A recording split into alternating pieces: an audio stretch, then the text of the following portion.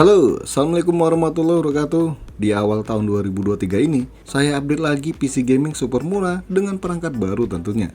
Yap, biar kata murah, kalian harus cemas. Gak usah khawatir maksudnya. Kedepannya masih bisa upgrade lagi nih kalau ada dananya. Nah, kira-kira bakal dapat apa aja nih untuk racikan PC gaming kali ini? Lanjut tonton sampai kelar dan tinggal nabung aja dulu kalau dananya belum melar. Yang penting sabar. Kok malah kelakar nih?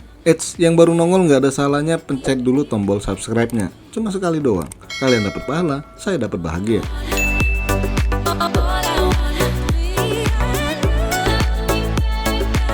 Kemarin ada yang komentar di video rekomendasi PC gaming di bawah 10 juta.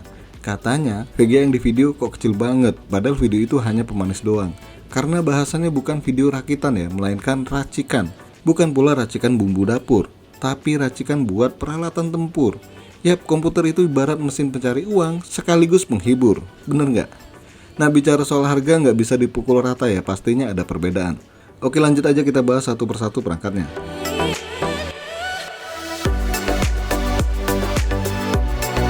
AMD Ryzen 5 5600G 3,9 GHz up to 4,9 GHz 6 core 12 thread. Prosesor ini sejatinya udah pernah saya bahas di video sebelumnya.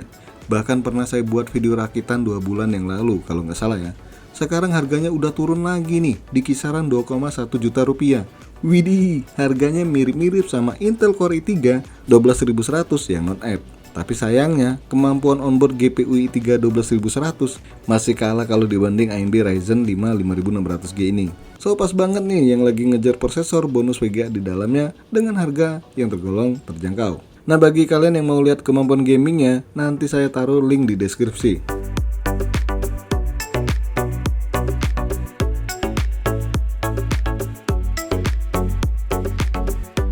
Asus Prime A520MK.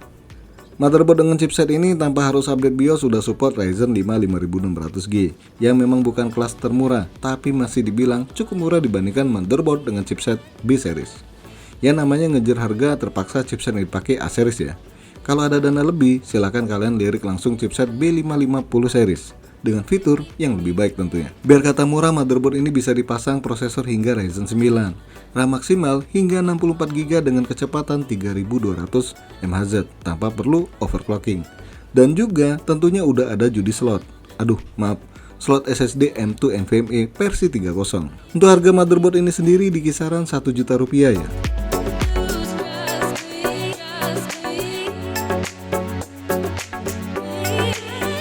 Tim Ticred 16GB 3200 mHz. Demi menghemat budget, RAM nggak pakai bling-bling. Yang penting harganya miring. Nah, RAM ini harganya nggak nyampe 900 ribu rupiah. Kalian udah dapet RAM dual channel dengan kecepatan 3200 mHz. Pas banget nih buat dongkrak kemampuan GPU onboard dari AMD Ryzen 5 5600G.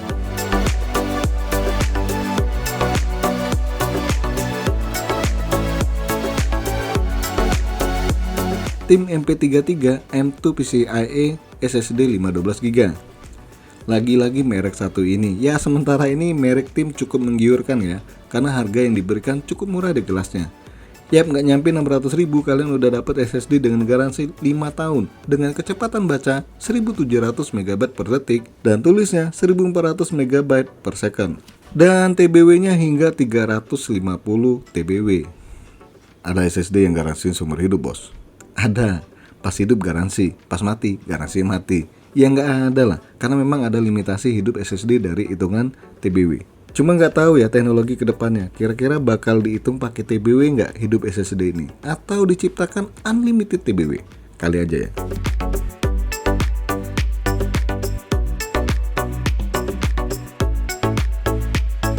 Power supply NZXT C550 bronze. Hayo, ada yang tahu merek ini?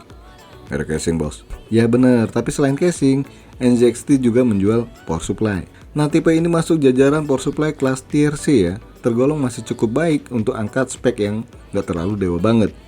Bahkan dengan power supply ini kalian bisa upgrade VGA ke Nvidia RTX ataupun AMD Radeon RX series tanpa khawatir nggak ngangkat. Dengan harga di kisaran 800 ribuan, power supply ini cukup menarik untuk dibeli. Selain itu, kabel power supply ini semi modular.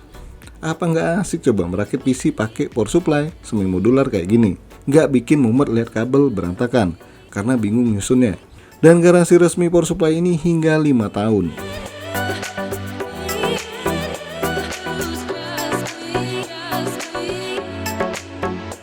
Paradox Gaming Taiga. Sebenarnya udah lama banget ya nggak review merek casing satu ini. Ternyata ada seri barunya, tapi belum ada dana nih buat reviewnya. Nah, kalau saya lihat spesifikasi yang diusung, casing ini bisa masuk ke dalam list rakitan PC gaming low budget.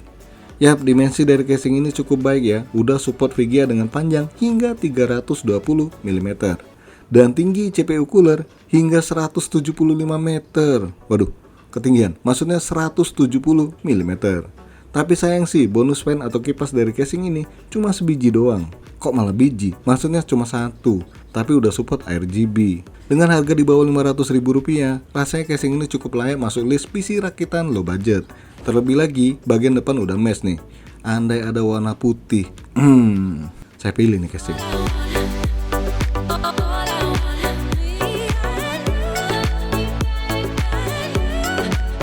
Lantas berapa nih total PC racikan kali ini?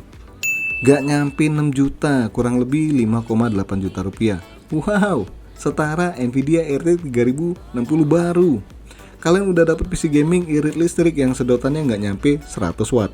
Dan kedepannya masih sangat banyak peluang buat upgrade biar lebih kencang tanpa harus ganti perangkat. Maksudnya bos, kalau rakitan Ryzen yang waktu itu pakai power supply kelas murah ya, dan lagian juga dayanya rendah cuma 400 watt. Jadi kepaksa ya ganti power supply. Lah kalau yang ini nggak murah-murah banget untuk power supply-nya, tapi masih cukup aman buat upgrade VGA sekelas Nvidia RTX 3070 maupun AMD Radeon RX 6700 XT.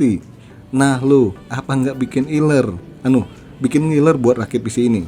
Sekali lagi bagi yang penasaran, performa gaming dari VGA onboard AMD Ryzen 5 5600G ini, silahkan kalian cek di deskripsi.